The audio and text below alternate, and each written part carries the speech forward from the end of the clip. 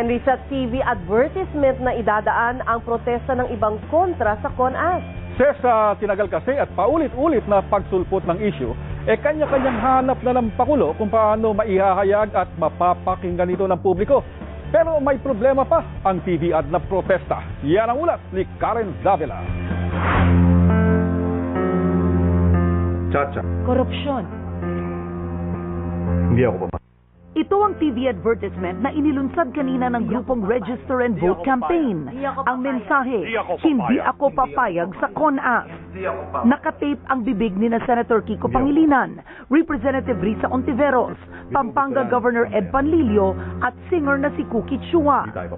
Simbolo daw ng pagbusal ng CONAS sa tao. Plano nilang ilabas ang ad bago ang malaking rally kontra CONAS sa Miyerkules. Hindi ako pa. Ang problema, kulang sila sa pondo. Kailangan ng 2 milyong piso. Ambag-ambag kaming lahat within these 3 days to get this out on the air para din magkaroon ng multiplier effect sa mga makakapanood at mag-shoot at mag-upload ng sarili nilang ganyang video na pagtanggal ng busal at pagsabi na hindi ako, hindi tayo papayag. Kung may pasa load for kontra CONAS o pasa load para sa demokrasya. Umaasa ang grupong Register and Vote na makakatulong ang TV ad para pakinggan ng Malacanang ang pagtutol sa isinusulong ng mga kongresista na gawing Constituent Assembly ang Kamara para baguhin ang konstitusyon kahit hindi sumasang-ayon ang Senado.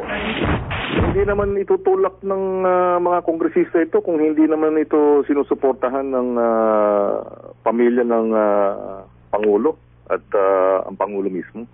Hindi naman maglalakas loob ang ilang mga kaalyadong ng Pangulo, itulak ito na wala namang marching orders mula sa taas.